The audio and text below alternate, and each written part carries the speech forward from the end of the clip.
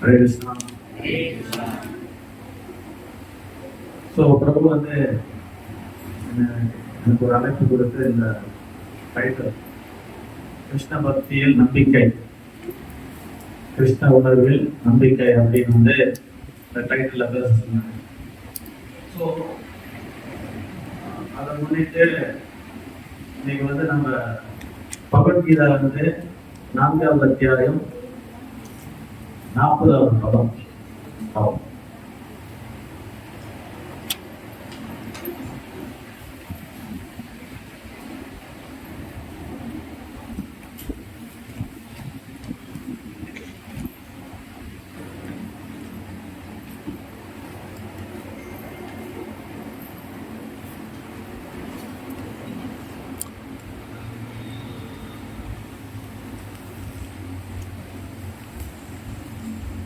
தமிழ்ல இந்த அத்தியாயத்தோட தலைப்பு ஆன்மீக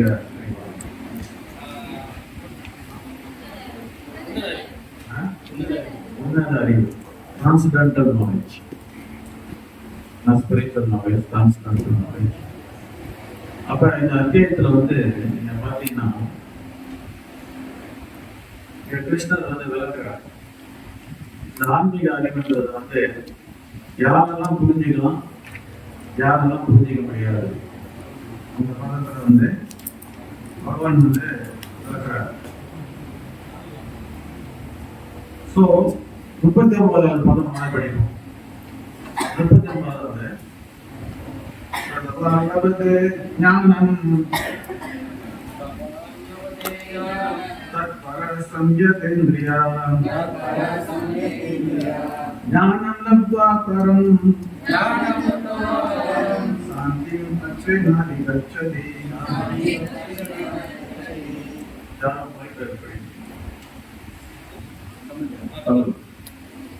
உன்னத ஞானத்திற்காக தன்னை அர்ப்பணித்த பலன்களை நடத்தக்கூடிய நம்பிக்கூடிய மனிதன் அந்த ஞானத்தை அடங்கிய தகுதி வாய்ந்தவன் ஆவார். அதனை அடைந்த பின் வெகு விரைவில் பரம ஆன்மீக அமைதியை அவன் அடைந்தார். என்ன சொல்றாரு? நம்பிக்கையுடையவர்கள் பரம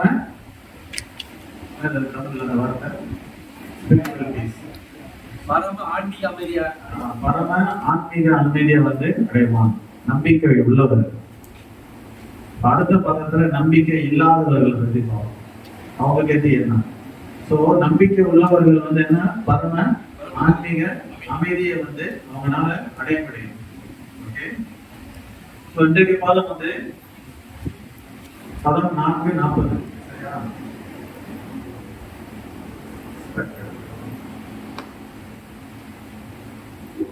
சாரி, கண்ணாடி எடுத்து வரேன்.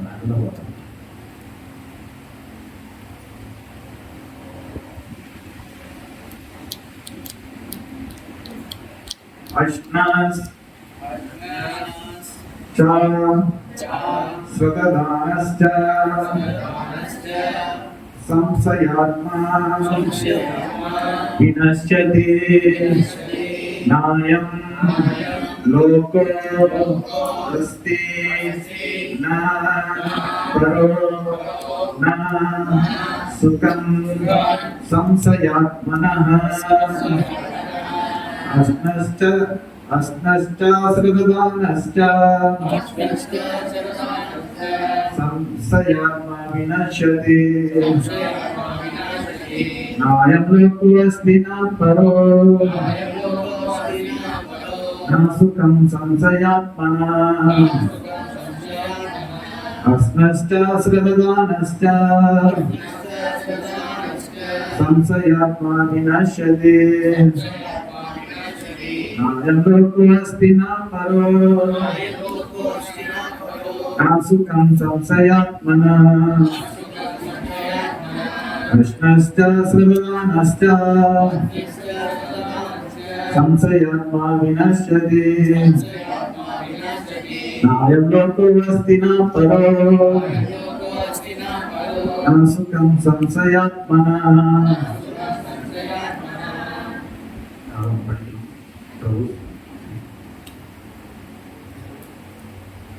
अत्यच्च श्रद्धानश्च संशयात्मा विनाशति नायं लोके लोको अस्ति न परो न सुखं संशयात्मना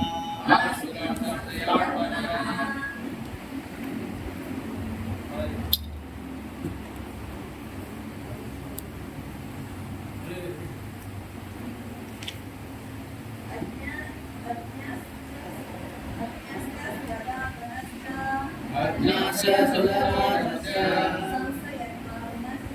संशयात्मनाशने अयं लोको अस्ति न परो न सुखं संशयात्मना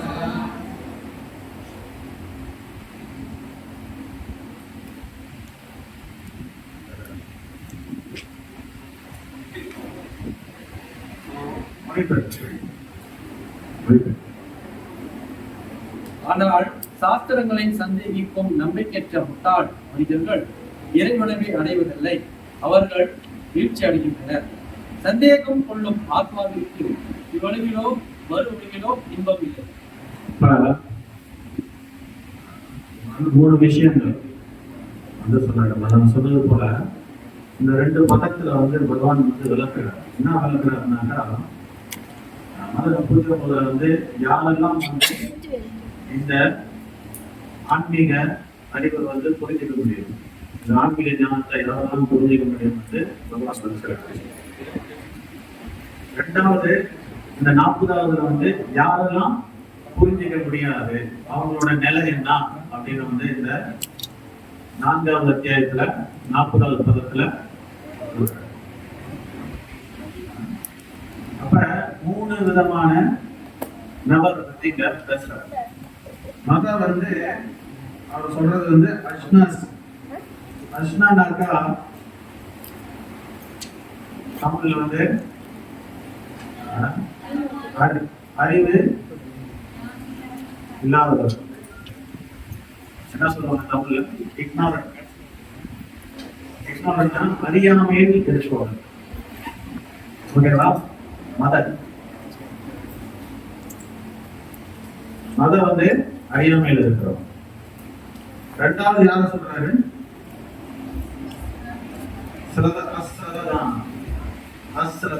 ஸ்ரதானா என்னது? ஸ்ரதானா நம்பிக்கை. ஆஸ்ரதானாக்கா நம்பிக்கையற்றவர்கள். ஓகே, மதம் வந்து அறியாமையில் இருக்கிறவங்க. ரெண்டாவது நம்பிக்கையற்றவர்கள். மூணாவது யாரு? சம்சயாத்மனா யாரு? சந்தேகம் உடையவர்கள். சந்தேகம் உள்ளவர்கள். இந்த 3 விதமானவர்கள் வந்து இவங்களுக்கு வந்து என்னது, பகவான் என்ன சொல்றாரு? இந்த ஆன்மீக ஞானத்தை வந்து அவங்களால புரிஞ்சுக்க முடியாது, அவர்கள் வந்து இங்க உளுந்து கீழே உழுவாங்க. என்ன அர்த்தம்? இன்னும் வந்து மோசமான பிறவிக்கு போறதுக்கு வாய்ப்புகள் நிறைய இருக்கு. அப்ப மதம் வந்து மத நிலை வந்து என்னது? ஸ்ரீல விஸ்வநாத சக்கரவர்த்தி தான் சொல்றாரு, அழகா சொல்றாரு. அறியாமைனாக்கா இந்த வேத சாஸ்திரத்தை பத்தி தெரியாம இருக்கணும். சாஸ்திரம்னா என்ன, சாஸ்திரத்துல சொல்ற விஷயம் வந்து என்னன்னு வந்து இன்னும் புரியாத நிலையில இருக்கிறோம். அது வந்து என்னது? அறியாமை. ரெண்டாவது வந்து யாரு? அஸ்ரதானா. அஸ்ரதானா யாரு? நம்பிக்கை இல்லாதவர்கள். நம்பிக்கை இல்லாதவர்கள் வந்து சில பேர் நீங்க பாத்தீங்கன்னா அவங்க வந்து சாஸ்திரத்தோட விஷயங்களும் தெரியும், சாஸ்திரத்தோட விஷயங்கள் தெரியும், தெரிஞ்சும் நம்பிக்கை இல்லை. பாத்துக்கீங்களா? அந்த மாதிரி இருக்காங்க தானே? சில நேரத்துல புரோபா புத்தகம் வாங்கி படிச்சிருப்பாங்க, எனக்கு இது தெரியும் அது தெரியும், ஆனா அந்த ப்ராசஸ்ல அவங்களுக்கு நம்பிக்கை இல்லை. ரைட்? இன்னொருத்தர் வந்து சந்தேகம் உள்ளவர். சந்தேகம் உள்ளவர். சந்தேகம் உள்ளவர்கள் நீங்க பாத்தீங்கன்னா அவங்க எப்படின்னா, அவங்களுக்கு அந்த ஆன்மீக ஞானம் கொஞ்சம் இருக்கும், அந்த விஷயம் தெரிஞ்சிருக்கும். ஆனா அந்த பக்தி பாதையில ஈடுபடுவாங்க, பக்தி சேவைக்கும் வருவாங்க, செய்வாங்க. ஆனா அந்த பக்தின்ற அந்த ப்ரோசஸ்ல, அந்த வழிமுறையில வந்து அவங்களுக்கு ஒரு சந்தேகம் வரும். சந்தேகம்னா பல விதத்துல சந்தேகம். பக்தர் மேல சந்தேகம் இருக்கும், திருநாமத்து மேல சந்தேகம் இருக்கும், அப்புறம் சாஸ்திரங்கள் மேல சந்தேகம், கிருஷ்ணர் தான் முழுவதும் கடவுளா அப்படின்னு அந்த ஒரு சந்தேகம் இருக்கும். அப்ப எல்லாத்துலயும் ஒரு சந்தேகத்தோட தான் அவங்க இருக்காங்க. சோ இந்த மூணுல யாரு ரொம்ப ஆபத்து? எது ரொம்ப ஆபத்து? நீங்க என்ன நினைக்கிறீங்க? சந்தேகம் பண்றோம். அதான் விஸ்வநாத சக்கரவர்த்தி சாப்பிட்டு சொல்றாரு. அதுக்கு ப்ரூஃபும் பண்றாரு. இந்த பதத்துல வந்து என்ன சொல்றாரு? சம்சயம்ன்ற வார்த்தை எத்தனை வாட்டி அங்க சொல்லியிருக்கு? 2 வாட்டி. இந்த பதத்துல நீங்க பாத்தீங்கன்னா சம்சயம்ன்ற வார்த்தை 2 வாட்டி சொல்லியிருக்கு. அஜ்ஞானத்துல வந்து ஒரு வாட்டி தான். அஜ்ஞானம் அஸ்ரதானம் வந்து ஒரு வாட்டி தான். ஆனா அந்த சம்சயம்ன்ற வார்த்தை வந்து 2 வாட்டி வலியுறுத்தப்பட்டது. ரைட்? ஏன்னா சந்தேகம் வந்து இங்க வந்து நீங்க பாத்தீங்கன்னா செய்வாங்க. அதனால பிரபுபாட் வந்து சொல்றாரு, இந்த யார் வந்து இந்த கிருஷ்ண பக்திக்கு வரலையோ, கிருஷ்ண பக்திக்கு வராதவங்க அவங்க துர்தஷ்டசாலி. யார் கிருஷ்ண பக்திக்கு வந்தாங்களோ அவங்க அதிர்ஷ்டசாலி. ஆனா கிருஷ்ண பக்திக்கு வந்து राधा गोपाल जी, राधा गोपाल जी, श्री राधा गोपाल जी जी எனக்கு அந்த அவங்க பார்த்தா என்னால ரிமெம்பர் பண்ண முடியாது. ராதா கோபால் ஜி நம்ம பல வருஷத்துக்கு முன்ன பார்த்தது. சோ அந்த சந்தேகம், சோ அந்த சந்தேகத்தினால வந்து நிறைய வந்து அவங்களுக்கு சோ சில ப்ரோபாட் என்ன சொன்னாரு? என்ன சொன்னேன்? யாரு கிருஷ்ண பக்திக்கு வராதவங்க துரதிர்ஷ்டசாலி, வந்தவங்க அதிர்ஷ்டசாலி. ஆனா வந்தும் அது முழுமையா பயிற்சி பண்ணாம, அது முழுமையா தனக்குள்ளார வந்து பயிற்சி பண்ணாம ஏதோ தானோன்னு இருக்கிறவங்க வந்து என்ன கதை? அவன் வந்து ரொம்ப ரொம்ப துரதிர்ஷ்டசாலின்னு சொன்னாரு. ரொம்ப துரதிர்ஷ்டசாலி. ஏன்னா அவங்களுக்கு வந்து இன்னும் முழுமையான நம்பிக்கை இன்னும் வரல. பெரும்பாலும் வந்து முழுமையான நம்பிக்கை வராததுனாலதான் நம்ம வந்து இன்னும் வந்து இந்த கிருஷ்ண பக்தி இந்த வழிமுறையில வந்து நம்மளுக்கு எல்லாமே ஒரு சந்தேகமாகவே இருக்கு. எல்லாத்துலயுமே ஒரு சந்தேகம். அப்படி ஒரு அசைக்க முடியாத ஒரு நம்பிக்கை நம்மளுக்கு இருந்ததுனாக்கா என்ன ஆகும்? வந்து இந்த பயிற்சியை வந்து ரொம்ப தீவிரமாக செய்யணும். பிரபுபாட் சொல்றாரு 2 விஷயம் பக்தியில வந்து இங்க நம்பிக்கைக்கு 2 விஷயம் இருக்கணும். ஒண்ணு சீரியஸ்னஸ் அண்ட் சின்சியரிட்டி. சீரியஸா பயிற்சி செய்யும், தீவிரமாக பயிற்சியும். 2வது உண்மையாக இருக்கணும். உண்மையாக இருக்கணும். நீங்க பாத்தீங்கன்னா அந்த உண்மை சின்சியரிட்டி வந்து ரொம்ப முக்கியம். கலியுகத்துல நீங்க பாத்தீங்கன்னா கலியுகத்துல வந்து இந்த தர்மன்றது வந்து 3 கால் போய் 1 கால், அந்த 1 கால் என்னது? அந்த 1 கால் எதை குறிக்கிறது தெரியுமா? தர்மம் 4 கால்ல நிக்குது, ரைட்டா? மத கால் என்னது? மத கால் என்னது? தவம், இல்லையா? தவம். 2வது கிளீனினஸ், சுத்தம். தெரியுமா எல்லாத்துக்கும்? ஓகே, புரியல நான் சொல்றேன். 4 கோட்பாடு இருக்கு இல்லையா? 4 கோட்பாடு தெரியல? இஸ்கோன்ல 4 கோட்பாடு இருக்கு. இந்த 4 கோட்பாடும் ஒவ்வொன்றும் ஒரு தர்மத்தோட ஒரு கால வந்து என்னது பிரதிநிக்குது. ஓகே, மாமிசம் சாப்பிடக்கூடாது. ஏன்? அது எதை பிரதிநிக்குது? கருணை. கருணை, ரைட்டா? புரியுங்க. இந்த தர்மன்றது வந்து 4 கால்ல நிக்குது. ஓகே, இந்த 4 கால்ல நிக்கிற அந்த தர்மம் வந்து ஓகே ஒவ்வொன்றுக்கும் ஒரு அர்த்தம். ஒவ்வொன்றுக்கும் வந்து 4 பிரின்சிபல். இந்த 4 பிரின்சிபல்ல மதம் வந்து கருணை, ரைட்? கருணை, மாமிசம் பண்ணக்கூடாது. ஏன்னாக்கா மற்ற ஜீவனுக்கு மேல கருணைப்பட வேண்டும். வைஷ்ணவருக்குனாக்கா ஒரு மத குவாலிட்டி என்ன இருக்கணும்? ஜீவ காருண்யம். சோ ஜீவ காருண்யம் இருக்கணும். ஜீவகாருண்யம், ரெண்டாவது நாம ருச்சி. இது வைஷ்ணவருக்கு இருக்கக்கூடிய மத விஷயம், ரைட்?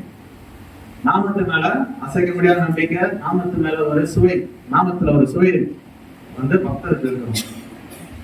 அப்ப ரெண்டாவது வந்து என்னது? கருணை. அடுத்தது ரெண்டாவது என்ன செய்யக்கூடாது? ஹரே கிருஷ்ணால சூதாட்டம் கூடாது. சூதாட்டம் எதை குறிக்குது? உண்மையை குறிக்குது, ட்ரூத்ஃபுல்னஸ், ரைட்? மூணாவது சொல்லுங்க, யாரும் சொல்ல மாட்டீங்க. மூணாவது எதை என்ன செய்யக்கூடாது?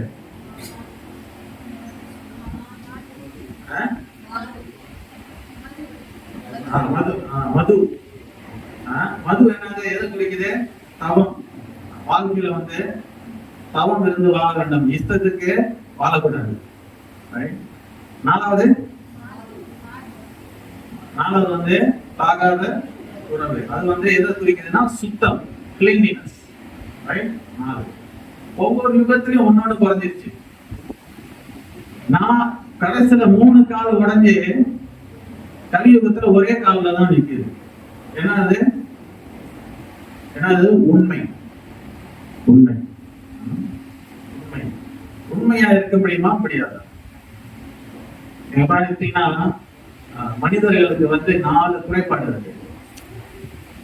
கிருஷ்ணருக்கு எந்த குறையும் இல்லை, ஆனா மனிதர்களுக்கு 4 குறைபாடு இருக்கு. என்னது? கீதையில மத இன்ட்ரோடக்ஷன்ல இருக்கு. என்னது?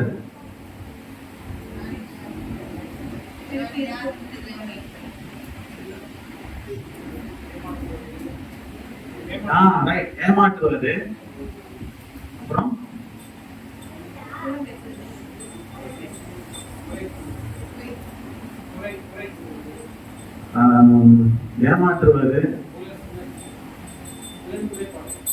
ஏமாற்றுவது, அப்புறம் மிஸ்டேக் செய்வோம், ரைட்டா? மிஸ்டேக் செய்யாத ஆள் இருக்கீங்களா? ஏமாத்தாத ஆள் இருக்கீங்களா? இல்ல. அப்புறம் குறையுள்ள இம்பர்ஃபெக்ட் சென்சஸ், அப்படின்னா குறையுள்ள புலன்கள். நம்மளோட புலன் வந்து பர்ஃபெக்ட் இல்ல. இப்ப இந்த கண் வந்து அந்த பக்கம் என்ன நடக்குது அப்படின்னு தெரியாது, ரைட்? ஓகே. அடுத்தது இலூஷன். இலூஷன் வந்து மாயைக்கு உட்படுறது, ரைட்? ஆனா இந்த இலூஷன் ஒண்ணும் செய்ய முடியாது. இந்த இம்பர்ஃபெக்ட் சென்சஸ், நம்மளோட புலன்கள் வந்து குறைபாடு உள்ள புலன், அதை சரிப்படுத்த முடியுமா? முடியாது, ரைட்டா? அப்புறம் என்ன சொன்ன? தவறு செய்யறது அது வந்து நிப்பாட்ட முடியாது. எப்படியும் தவறு நடந்தான். உண்மையா இருக்க முடியுமா? முடியாது. உண்மையா இருக்க முடியுமா? முடியாது. முடியும். கலியுகத்துல உண்மையா இருக்கலாம், உண்மையா இருக்கணும். நம்மளோட பிரச்சனை வந்து உண்மையா இல்லைனாதான் நம்மளுக்கு பிரச்சனை. பக்தி வாழ்க்கை கூட வந்து உண்மையா இருக்கும், வேஷம் போடக்கூடாது. உண்மையா இருந்தமாக்கா உங்களுக்கு பிரச்சனையே இல்லை. கலியுகத்தோட பலம் உண்மை. உண்மையா இருந்தீங்கன்னாக்கா பலமா இருக்கும், ரைட்? என்ன சொல்லுவாங்க? என்ன சொல்லுவாங்க? உண்மையா இருக்குமா? ஏன் உண்மையா இருக்கணும்? கலியுகத்துல ஒரு விஷயத்த வந்து நம்ம வந்து கடைபிடிக்க முடியும். ஏன் உண்மையா இருக்க முடியும்? உண்மையா இருக்க தெரியும். எதோட கனெக்ட் பண்ணுவாங்க?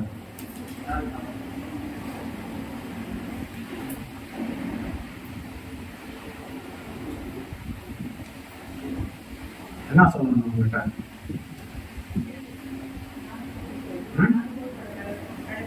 அதுக்கு முன்னாடி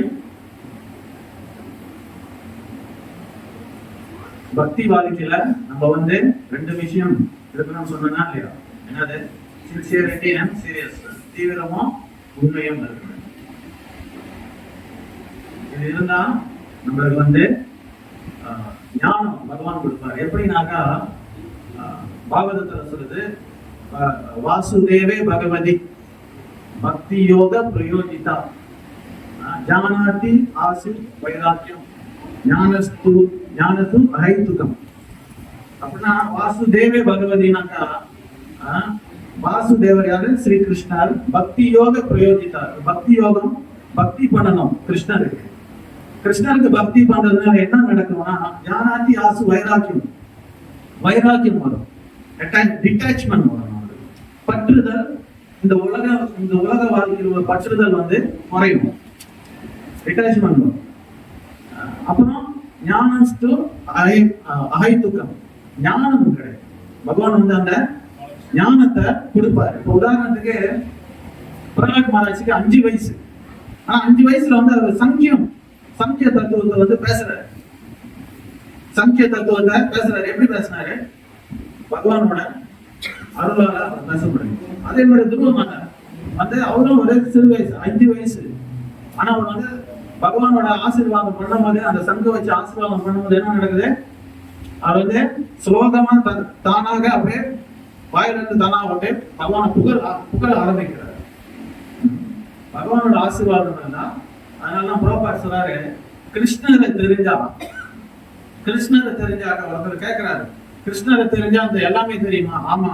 புரோபாட் சொல்றாரு, கிருஷ்ணரை தெரிஞ்சா எல்லாமே தெரிஞ்சுக்க முடியுமா? அதுக்கு உதாரணம் வந்து புரோபாட் சொல்றாரு, இந்த பால் வந்து நமக்கு தெரிஞ்சதுனாக்கா, பால் என்னன்னு தெரிஞ்சுனாக்கா, பால்ல இருந்து வர அனைத்து பொருளும் நம்மளால தெரிஞ்சுக்க முடியும். ரைட்டா? தயிர் தெரியும், வெண்ணெய் என்னன்னு தெரியும், நெய்னா என்னன்னு தெரியும், அப்புறம் அதுல இருந்து வர பலகாரங்கள் எல்லாமே தெரியும். அந்த பால்ல இருந்து வர பை ப்ராடக்ட்ஸ் எல்லாமே தெரியுது தானே? அப்ப இந்த படைப்பு அனைத்துமே வந்து எங்க இருந்து வருது? கிருஷ்ணர்கிட்ட இருந்து வருது. அப்ப கிருஷ்ணரை புரிஞ்சதுனாக்கா, ஒருத்தரால கிருஷ்ணரை வந்து முடிஞ்சதுன்னா,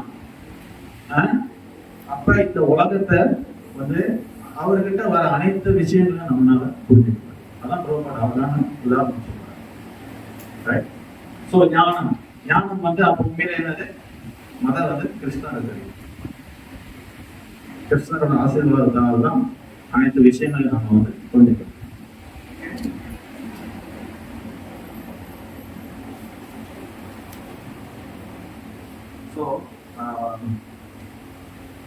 அடுத்தது என்ன சொல்றாரு? அந்த பதத்துல வந்து அந்த பதத்துல வந்து மொழிபெயர்ப்புல என்ன சொல்லியிருக்கிறாரு? அப்படி சந்தேகப்படுற அந்த ஆத்மாவுக்கு வந்து இந்த உலகத்திலும் சரி அடுத்த பிறவிலும் சரி அடுத்த உலகத்திலும் சரி அவங்களுக்கு சந்தோஷம் கிடையாது. இதுதான் வந்து யாரோட நிலை? இது வந்து 3 விதமான மனிதர். யார் இந்த 3 விதமானவங்க? அஞ்ஞானத்துல இருக்கிறவங்க,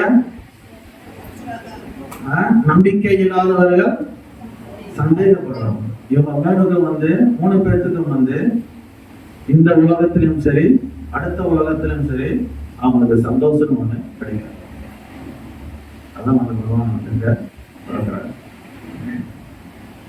சோ மொழிபெயர்ப்பு பொருள் உரை சொல்லி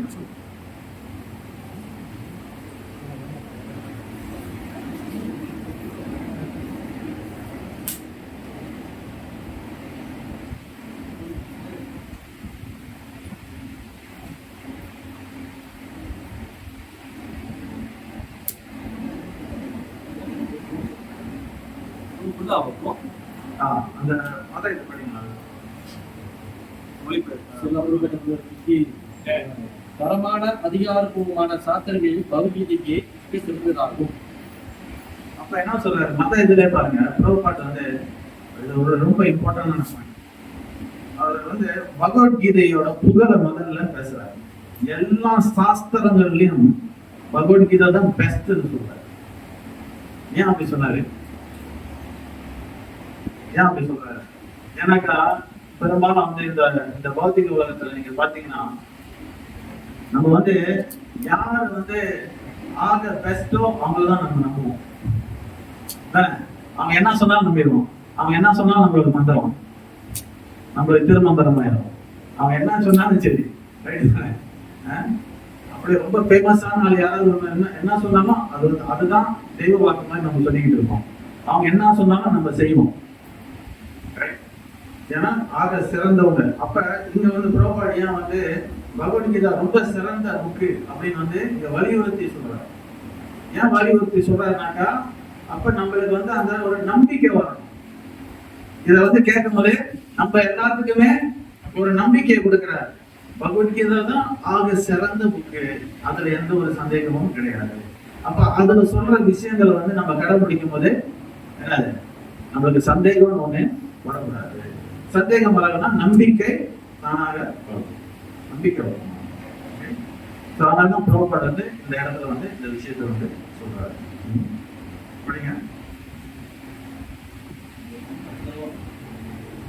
மிருகங்களை போல இருக்கும் மனிதர்களுக்கு சாஸ்திரத்தின் மீது நம்பிக்கையே சாஸ்திர ஞானமும் இல்லை.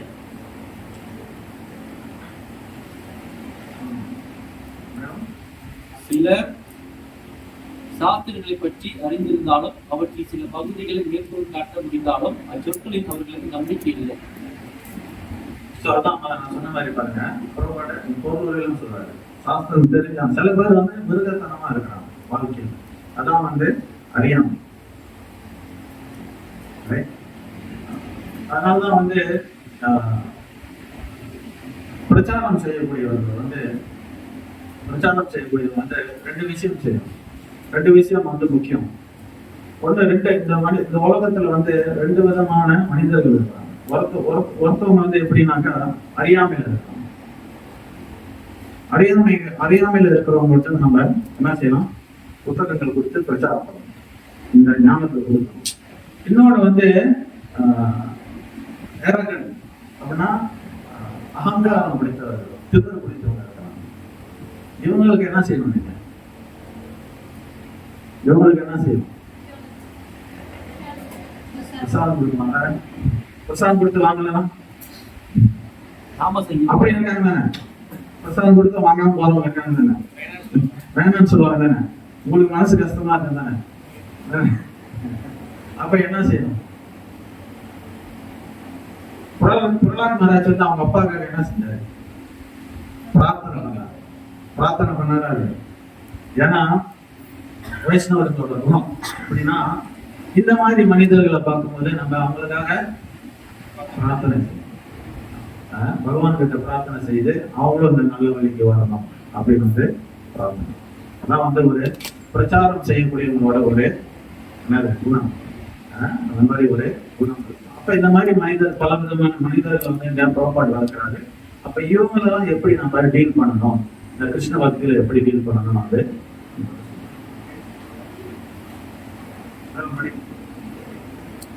வேறு சில பகவத்கீதை போன்ற சாஸ்திரங்களில் நம்பிக்கை வைத்திருந்தாலும் புருஷோத்தரமான பகவான் ஸ்ரீ கிருஷ்ணன் வழிபாட்டில் நம்பிக்கை கொள்வதில்லை. அது நிறைய பேருக்கு சரி சாஸ்திரம் மேல நம்பிக்கை இருக்கு, ஆனா கிருஷ்ணர் தான் அந்த பரம புருஷ இறைவன்றது வந்து நம்பிக்கை இல்லை. புரோபாட் சொல்றாரு, இந்த பகவத்கீதையை படிக்கிறதுக்கு குறைஞ்சபட்சம்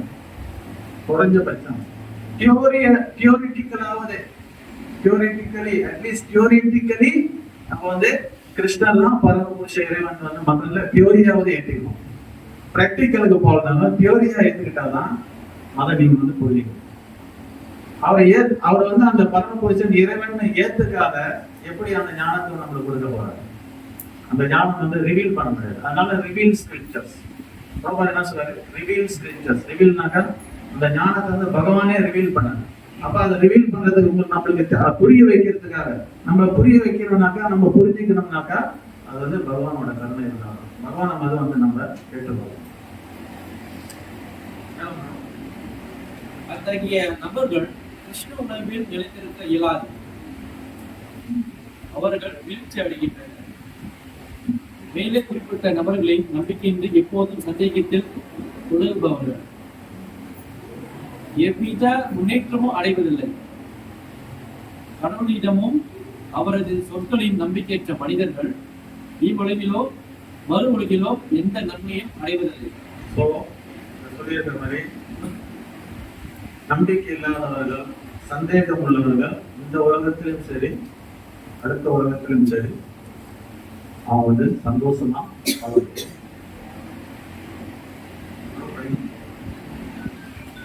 அவர்களுக்கு சுகம் என்பதே இல்லை என்று கூறலாம். எனவே சாஸ்திரங்களில் கொடுக்கப்பட்டுள்ள கொள்கைகளை நம்பிக்கையுடன் பின்பற்றி ஞானத்தின் நிலைக்கு உயர்வு பெற வேண்டும். இந்த ஞானம் மட்டுமே ஆன்மீக விஷயங்களை புரிந்து கொள்வதற்கான உன்னத தலைத்திற்கு ஒருவனை உயர்த்தக்கூடியது. சோ ஞானம்ன்றது வந்து ரொம்ப முக்கியம். ஆனா இந்த ஞானம்ன்றது வந்து என்ன? இந்த பகவான் சொல்ற ஞானம்ன்றது வந்து என்ன? சும்மா படிச்சு புரிஞ்சிருது அப்படியா? அதான் ஞானம். சொல்லுங்க. புரோபாட் வந்து ஒருத்தர் வந்து கேட்டார். புரோபாட் என்ன சொன்னாருனாக்கா, அவர் சொன்னாரு, புரோபாட் நீங்க எப்ப பார்த்தாலும் அதே விஷயத்த தான் நீங்க பேசுறீங்க, எப்ப பார்த்தாலும் இதே சொன்னதே தான் நீங்க திருப்பி திருப்பி சொல்றீங்க அப்படின்னு சொன்னாரு. கேட்டிருக்கீங்களா புரோபாட் லெக்சர்? சொன்னதை வந்து நிறைய வாட்டி திரும்பி சொல்லுவாரு, ஆனா கேட்டுக்கிட்டே இருக்கும். ஆனா அப்ப அது புரோபாட் பதில் கொடுத்தாரு. என்ன சொன்னாரு? அதே விஷயத்தை தான் திரும்பி திரும்பி சொல்றேன், ஆனா உனக்கு இன்னும் புரியல. சொன்னதே திரும்பி திரும்பி சொல்லியும் நம்மளுக்கு எல்லாம் இன்னும் புரியல.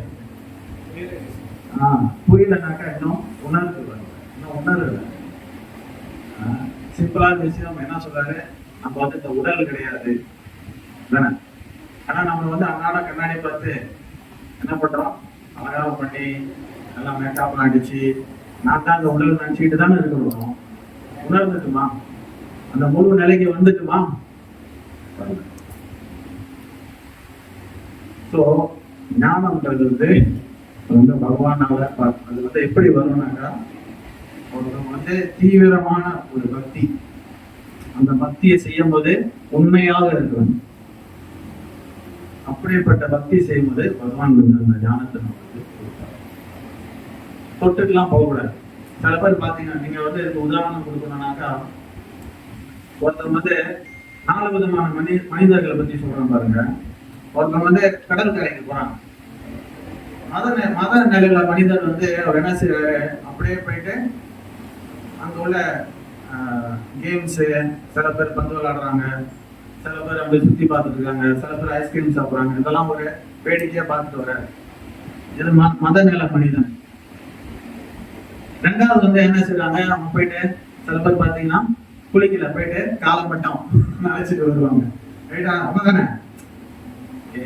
மூணாவது வந்து என்ன செய்வாங்க, போய் நல்லா நீச்சல் அடிப்பாங்க, போயிட்டு நல்லா குளிப்பாங்க, நீச்சல் அடிப்பாங்க. 4வது மனிதர் வந்து என்ன செய்வாங்க, கடல் வரைக்கும் போயிட்டு அதுல போய் டைப் பண்ண போவாங்க, டைவிங் போவாங்க. இந்த மாதிரி பக்தியில வந்து நீங்க பாத்தீங்கன்னா, ஆனா 4 பேருமே வெவ்வேறு விதமான திருப்தியை தான் அடைகிறாங்க. அப்ப பக்தியில பாத்தீங்கன்னா நிறைய பேர் வருவோம். வந்தீங்கன்னா அது வந்து ஃபெஸ்டிவலுக்கு ஒரு கூட்டம் வரும்,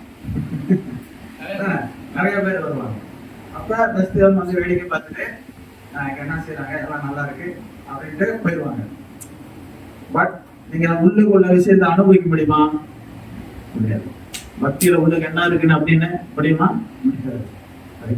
ரெண்டாவது நிலையில என்ன செய்வாங்க, கால் வைக்கிற மாதிரி சும்மா வந்து வெட்டி தொட்டுட்டு எப்பயாவது ஒரு நாளைக்கு வந்துட்டு போயிடுவாங்க. சரிங்களா? சும்மா வந்துட்டு பட்டும் படாம இருந்துட்டு போயிடுவாங்க. மூணாவது நிலையில பெரும்பாலும் பக்தர்கள் வந்து முயற்சி செய்யறாங்க.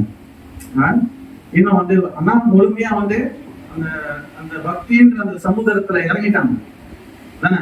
நெக்டர் ஆஃப் டிவோஷன் தானே சொல்லப்படுது. நெக்டர் ஆஃப் டிவோஷன்ல வந்து பக்தியை வந்து எப்படி வர்ணிக்கப்பட்டிருக்கு, இது வந்து ஒரு பெரிய சமுதிரம் தான் சொல்லப்பட்டிருக்கு. அப்ப அந்த சமுதிரத்துல இப்ப நீச்சல் அடிக்க போயிடும், நீச்சல் அடிச்சுட்டு இருக்கும். ரைட்? ஸோ அதுல ஒரு இன்பத்தை நம்ம வந்து காமிட்டு இருக்கோம். ஆனா உண்மையிலே ஆழமா இறங்கிட்டுமா அப்படின்னா, நடு கடல்ல இறங்கி அது அந்த கடலோட அழகை வந்து நம்ம பார்த்துட்டுமா? தூய பக்தர்கள் பார்க்கிற மாதிரி. தூய பக்தர்கள் எப்பேற்பட்டவர்கள் சொல்லப்பட்டிருக்கு, ஒரு ஷாப் மாதிரி. ஷாப் வந்து எப்ப மேல வராது, அடிக்கடி நடு அடியில தான் இருக்கும். அந்த அடியில உள்ள சீன்ஸ் வந்து அதை என்ஜாய் பண்ணிக்கிட்டு, இதுதான் தூய பக்தர்கள் வந்து ரொம்ப அபூர்வம் பார்க்குறது, ரொம்ப அபூர்வம் பார்க்குறது. ஸோ அவங்க வந்து பல விதத்துல பலவிதமான பக்தர்கள் நிலை இந்த மாதிரி. ஸோ நம்ம எந்த நிலையில இருக்கிறோம் அப்படின்னு நம்ம கேட்டு தெரிஞ்சுக்க வேண்டியதான். எந்த அளவுல வந்து இந்த பக்தியில வந்து நம்ம வந்து இந்த இன்பத்தை வந்து அனுபவிக்கலாம் அப்படின்னு வந்து பகவான் கொடுக்கிறார். எந்த அளவுல சரணாகதி அடைகிறோமோ அந்த அளவுல வந்து பகவான் வந்து நம்மளோட ரிஃப்ளெக்ட் பண்ணுவார், வெளியே அவரோட இதை வந்து வெளியப்படுத்துவார், ரைட்? ஆனா பெரும்பாலும் நம்ம பார்த்தீங்கன்னா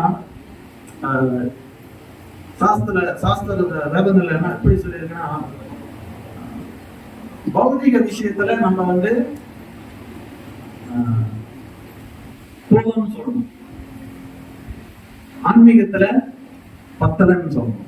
ஆனா நம்ம வந்து தலைக்கல, அதுதான் நம்மளோட பிரச்சனை தானே. நல்லா வந்து யோசிச்சு பாருங்க. நம்ம வந்து பௌதிகத்துலதான் பத்தல, ஆன்மீகத்துல போதும் அப்படின்னு.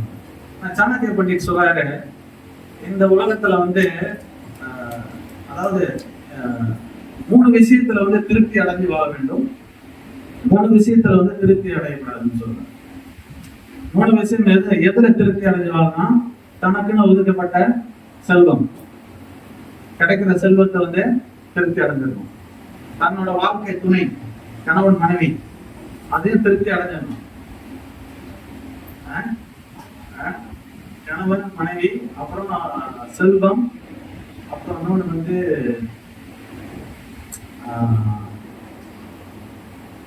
செல்வம், சாப்பாடு. எது கிடைச்சாலும் திருப்தியா சாப்பிடு. திருப்தி இவ்வளவு, இன்னைக்கு எனக்கு இதுதான் கிடைச்சதுன்னு திருப்தியா சாப்பிட்டுட்டு போயிடணும். சைத்தன்ய மகாபிரபு சொல்றாரு, என்ன சொல்றாருன்னா, 2 விஷயத்துல வந்து பக்தர்கள் வந்து 2 விஷயத்துல வந்து எப்பவுமே சிம்பிளா இருக்கணும். எதுல? ஒண்ணு சாப்பாடு, சைத்தன்ய சரிதாமத்தில் சொல்லியிருக்கு. ஒண்ணு சாப்பாடு, இன்னொன்னு நம்ம உடுக்கிற உடை. இது 2லயும் சிம்பிளா இருக்கணும் சொன்னாங்க பக்தரோட குணம். அப்ப சாப்பாடு, வாழ்க்கை துணை, அப்புறம் என்னது? செல்வம். இது போதும். இதுல யாருமே போதும்னு சொல்லுது. 3 விஷயத்துல வந்து எப்பவுமே வந்து பத்தலன்னு தான் சொல்லணும். ஒண்ணு வந்து என்னது? யாருக்கு தெரியுமா? திருநாமஜபம். திருநாமஜபம் வந்து எப்படி? நம்ம 10,000 நாள் முட்டிச்சண்டா போதும் அப்படின்னு தான் நம்ம சொல்லுவோம். சாஸ்திரம் என்ன சொல்லுது? 10,000 தான். திருநாமஜபத்துல 10 போதும்னு சொல்லக்கூடாது. எவ்வளவு பண்ண முடியுமோ பண்ணணும். ரெண்டாவது என்னது? ரெண்டாவது என்னது? பக்தி சேவை. பக்தி சேவை அதுலயும் போதும்னு சொல்லக்கூடாது. பக்தி சேவையில் எப்படி தரமா இருக்கணும்னா, ஒரு பக்தர் வந்து பக்தி சேவையில் வந்து புரோபா சொல்றாரு,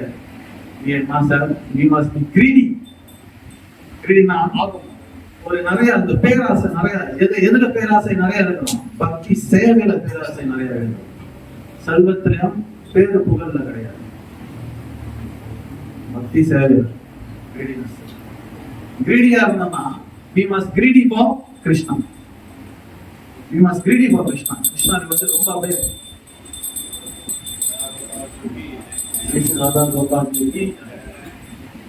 கிருஷ்ணன் மேல அளவுக்கு மீறி வந்து அந்த பேராசை உள்ளவர் தான் வந்து கிருஷ்ணர் வந்து பேராசை இருக்க நம்மளுக்கு அந்த அளவுல இன்னும் இல்லை, இன்னும் வரல. ஆனா இந்த பேராசை வந்து எப்படி வரும்? அதுக்கு ஒரு இடம் இருக்கு. எங்க? சாரண சங்கம், பக்தர்களோட சங்கம். பக்தர்களோட இப்ப நீங்க தனியா இந்த நேரத்துல நீங்க எல்லாம் தனித்தனியா உட்கார்ந்துருந்தீங்கன்னா நம்ம இந்த சிந்தனை நம்மளுக்கு வருமா? நம்ம உட்கார்ந்து இப்படி சிந்திக்க முடியுமா? அதனாலதான் சத்சங்கத்துக்கு எப்பவுமே தவறாம வந்துடணும். என்ன வேலையா இருந்தாலும் தூக்கி போட்டு இங்க வர்றதுக்கு முயற்சி செய்யும்.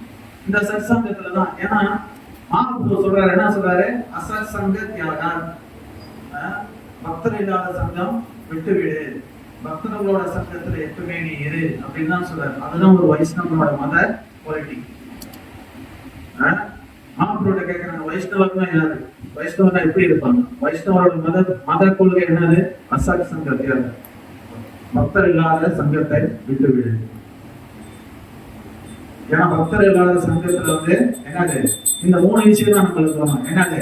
அஜ்ஞானம், சந்தேகம், அப்புறம் நம்பிக்கை போயிடும். ஏன்னா இது 3 வந்து அவங்க கொடுத்துருவாங்க நம்மளுக்கு. இது ரொம்ப ஆபத்தா இல்லையா? அப்ப இந்த 3 இருந்தாக்க நம்ம எப்படி சந்தோஷமா இருக்கும்? சந்தோஷம் கிடையாது. Right? அப்புறம் இன்னொரு விஷயத்துல என்ன வந்து திருப்தி அடையக்கூடாது, நம்ம கொடுக்கக்கூடிய தானம், கொடுக்கிற தானத்துல எப்பவுமே திருப்தி கொள்ளவே கூடாது. எவ்வளவுதான் தானம் கொடுத்தாலும் அதில் நம்ம திருப்தி அடையக்கூடாது அப்படின்னு வந்து.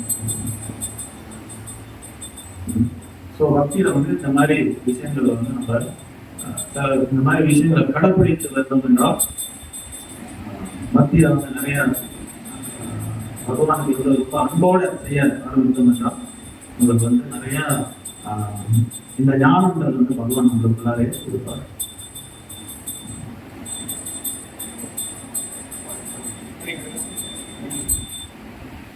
வேறு விதமாக கூறினால் சந்தேகமுடைய நபர்களுக்கு ஆன்மீக விடுதலுக்கான வாய்ப்பு சிறிதும் இல்லை. எனவே சீட பரம்பரையில் வரும் சிறந்த ஆச்சாரிகளின் அடிச்சுவட்டை பின்பற்றி வெற்றி அடைய வேண்டும்.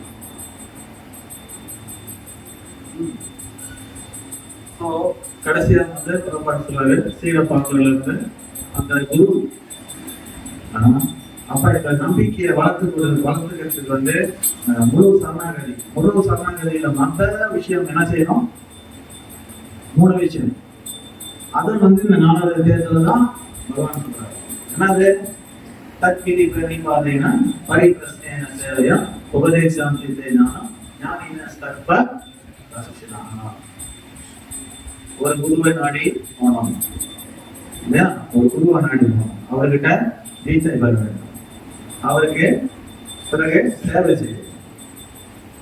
சேவை செய்து அடக்கமாக கேள்வி கேட்க வேண்டும். அதான் இங்கே ரிப்பீட் பண்றாரு, இங்கே மலையெல்லாம் சொல்றாரு. ஸோ இதன் மூலியமாக நம்மளோட நம்பிக்கை வந்து ஒரு அசைக்க முடியாத ஒரு நம்பிக்கை நிலை நம்மளுக்கு 64 ஸ்ரீ ரூப கோஸ்வாமி வந்து பக்தியில வந்து 64 அங்கங்கள் கொடுத்திருக்காரு. ஆனா இந்த 64 அங்கங்கத்துல வந்து ரொம்ப முக்கியம் என்னது, ஒரு குரு கிட்ட அடைக்கலம் பெறுவது. அதுதான் வந்து ரொம்ப முக்கியமான விஷயம். குரு நாடி போய் அடைக்கலம் எடுத்து அவருக்கு பணியோடு சேவை செய்யும். அதுதான் ரொம்ப முக்கியமான. அப்ப இந்த நம்பிக்கை தான், இந்த நம்பிக்கைக்கு வந்து ஒரு புராண கதை சொல்ல வந்து ஒரு மில்க் மேட், அவங்க என்ன சொல்லுவாங்க தமிழ், பால்காரன், ஒரு பால்காரன், ஒரு அம்மா இருக்கும். அந்த அம்மா பேர் வந்து லட்சுமி. ஸோ அவங்க வந்து எப்பவுமே வந்து ஒரு பிராமணருக்கு வந்து கொஞ்சம் பால் கொண்டு போயிட்டு பிராமணருக்கு வந்து பால் கொடுக்கும். ஆனா எப்பவுமே வந்து அந்த ஒரு ஆத்தை தாண்டி போகணும், ஒரு ஆறை வந்து தாண்டி போகணும். அந்த ஆறை தாண்டி போனாதான் அவங்க வந்து அந்த பாலத்தை போய் கொடுக்க முடியும். அப்ப அவங்க வந்து எப்பவுமே லேட் ஆகிடும், இந்த பாலை போய் கொடுக்கறதுக்கு எப்பவுமே லேட் ஆகிடும். ஏன் லேட் ஆகுதுனாக்கா காரணம் வந்து அந்த போட்மேன் வந்து எப்பவுமே லேட் ஆகிடும், அந்த படகு வட்டி வந்து கொஞ்சம் லேட் ஆகிடுவாரு, எப்பவுமே லேட்டாக தான் வருவாரு. அப்போ அவங்க கொஞ்சம் இருட்டின நேரத்துல தான் அவங்க போய் பாலை போய் கொடுப்பாங்க. ஸோ டெய்லி இப்படி போயிட்டு இருக்கும்போது அவங்க அந்த பிராமணர் ஒரு நாள் கூப்பிட்டு அம்மாட்ட சொன்னாரு, நீ வந்து அதனால லேட்டா வர, நான் பகவானுக்கு நைவேத்தியம் பண்ண முடியல, அதனால என்ன செய்ய, நாளைக்கு வந்து கொஞ்சம் வெள்ளனையா கொடுத்துரு, நீ கொஞ்சம் வெள்ளனையா கொடுத்துட்டீங்கன்னாக்கா நான் பால் வந்து பகவானுக்கு நைவேத்தியம் பண்ண முடியும் அப்படின்னு சொன்னாங்க. அப்ப லட்சுமி சொன்னாங்க, சரி முயற்சி பண்றேன் அப்படின்னு சொல்லிட்டு போயிட்டாங்க. அவங்க எல்லாம் ரெடி ஆயிட்டாங்க. ரெடி ஆயிட்டு அன்னைக்கு பால் வந்து வெள்ளனையா போய் கொடுக்கணும்னா அவங்க ரெடி ஆகணும். ஆனா திரும்பி அந்த படகோட்டி வந்து டிலே பண்ணிட்டாரு. அப்போ அவங்க போகும்போது அந்த பிராமணருக்கு கோபம் வந்துச்சு. இந்த பிராமணருக்கு வந்து ஒரு நல்ல ஒரு பெரிய பண்டிதர், வேதத்தை நல்லா புரிஞ்ச ஒரு பண்டிதர். அப்ப கிருஷ்ணருக்கு நைவேத்தியம் பண்ண முடியலன்னு அவருக்கு ரொம்ப கோபம் திட்டாரு. அப்ப சொன்ன திட்டம்போது சொல்றாரு, இந்த லட்சுமி கிட்ட சொல்றாரு, அந்த ஹரியோட நாமத்தை சொன்னா இந்த சம்சார கடலையே கடந்துடலாம், இறப்பு பறக்கின்ற சம்சார கடலையே கடந்துடலாம், நீ ஏன்னா அந்த ஆத்த கடக்கிறதுக்கு வந்து ரொம்ப பேசிக்கிட்டு இருக்க அப்படின்ட்டு. அப்ப நம்ம வந்து போயிட்டாங்க. அப்பா மறுநாள் போயிட்டு மறுநாள் வந்து வெள்ளனே வந்துட்டாங்க. வரல வெள்ளனையா வந்துட்டாங்க. அப்ப அந்த பிராமணர் ஆச்சரியப்படுறாரு, என்ன ரொம்ப வெள்ளனையா வந்துட்டேன் இன்னைக்கு, ஆச்சரியமா இருக்கு. அதான் சாமி நீங்க சொன்னீங்க அரியோட பேரு சொன்னாங்க எதையுமே கடந்து வந்துடலாம அப்படின்னு. அப்ப அந்த பிராமணர் சொன்னாரு, நான் சும்மா ஒரு பேச்சுக்கு சொன்னேன், நீங்க நான் அந்த மாதிரி சொல்லிக்கிட்டு இருக்காரு. இல்ல சாமி, நான் அரியோட நாமத்தை சொன்னேன், அரி நாமத்தை சொன்னோன்னே நான் கடந்து வந்துட்டேன் அந்த ஆற அப்படின்னா. இவருக்கு வந்து இப்ப சந்தேகம் வந்துருச்சு, ஏங்க நீ ஏன் முன்னே கடந்து பார்ப்போம் அப்படின்னு. அவன் வந்து பிராமணரை கூட்டிட்டு போறாங்க. பிராமணர் கூட்டிட்டு போறாரு. அங்க போய் பார்த்தா அந்த அவங்க பகவான் திருநாமத்தை சொல்லும்போதே அவங்களுக்கு எந்த ஒரு இதெல்லாம் அப்படியே நடக்கிறாங்க. இந்த ஆத்துல அப்படியே நடக்கிறாங்க. இந்த பிராமணர் பார்த்து, பாருங்க சாமி நீங்க தான் சொன்னீங்க, நான் நடக்கிறேன் பாருங்க அப்படின்னா. ஏன்னா அசைக்க முடியாத நம்பிக்கை. ஆனா இந்த பிராமணர் அப்ப இந்த பிராமணன் அது அரியோட நாமத்துக்கு எவ்வளவு பலம் இருக்கு அப்படின்னு பார்த்து இவரும் சொல்றாரு. ஒரு காலை எடுத்து வச்சாரு, ஒரு காலை எடுத்து வச்சு ரெண்டாவது காலை எடுக்க அப்புறம் பேசி நாலு அப்படி தூக்குனாரு, அங்கே விழுந்துட்டாரு. விழுந்து நாளைக்கு போச்சு. அப்ப இந்த கதையில புரிஞ்சுக்க வேண்டிய விஷயம் என்னன்னா நம்பிக்கை. அந்த சாஸ்திரத்தின் மேலையும் பகவான் மேலையும் குரு மேலையும், குரு சாதம் சாஸ்திரம் பகவான் நம்பிக்கை. நம்பிக்கை இருந்தால்தான் நம்ம வந்து அதோட பலனை வந்து பார்க்க முடியும். சந்தேகப்படுத்திக்கிட்டு இருந்தோமா இந்த ப்ராசஸ்ல வந்து இந்த சந்தேகம். இங்க பாருங்க, வாழ்க்கையில வந்து எல்லாமே ஒரு நம்பிக்கையில தான் ஓடிட்டு இருக்கு. ரைட்? எதுலதான் நம்ம நம்பல, கண்ட விஷயத்துலலாம் நம்புறோம் தானே. ஒவ்வொரு விஷயத்துல ஒரு ஸ்டெப் எடுத்து வைக்கும் போது கூட அடுத்த ஸ்டெப் வந்து நான் உழுவ மாட்டேன் அப்படின்னு தான் எடுத்து வைக்கிறோம். நான் உழுந்துருவேனா, கால் வழுக்குமா அப்படின்னு யோசிக்கிறோம் இல்லையே தானே. ஒரு பஸ் ஒரு ஃபிளைட் எடுத்து போறீங்க, ஃபிளைட் எடுக்கும்போது நீ வந்து குவாலிஃபைடான பைலட்டா, பைலட் சரியான பைலட் உட்காந்துருக்காங்க யாரும் செக் பண்றீங்களா? நம்பிக்கையோட பாத்தீங்கன்னா பஸ் டிரைவர் வந்து தண்ணி போட்டிருக்கானா, தண்ணி போடலையா, ட்ரக்ஸ் எடுத்துருக்கானா பாத்தீங்களா? இல்ல, நம்பிக்கை. ஒரு நீங்க போயிட்டு பாபர்கல்ல போயிட்டு சேவ் பண்ணும்போது சேவ் பண்ணும்போது தலையில இருக்கிற கத்தி எங்க போகுது, கழுத்து வரைக்கும் போகுது, அவன் வெட்டப்பட்டான்னு நம்பிக்கை இருக்கானா? வெட்டப்பட்டாங்க நம்பிக்கை. அது அந்த நம்பிக்கை, அந்த நம்பிக்கையில தான் நான் வாழ்ந்துட்டு இருக்கிறோம். இவ்வளவு விஷயத்துல நம்ம வந்து நம்பிக்கை வச்சுட்டு இருக்கோம். ஆனா பகவான் சொல்ற வார்த்தையில நம்மளுக்கு கீதையில பகவான் இவ்வளவு தெளிவா சொல்லியிருக்காரு. இந்த விஷயத்துல நம்ம வந்து நம்பிக்கை வைப்பதில்லை. அதுதான் நம்மளோட பிரச்சனை. ரைட்? ஸோ இந்த ப்ராசஸ்ல வந்து ஆச்சாரியார் முக்கியமா சில புரோபாசி சைத்தன்ய மகாபிரபு இவங்க கொடுத்த அந்த ப்ராசஸ் வந்து ஒரு முழு நம்பிக்கை நம்மளுக்கு எடுக்கணும். நம்மளை பார்த்து பல பேர் பல விதமா பேசிக்கிட்டு தான் இருப்பாங்க. ஆனா நம்ம போற பாதையில நம்மளுக்கு ஆழமான நம்பிக்கை நம்மளுக்கு.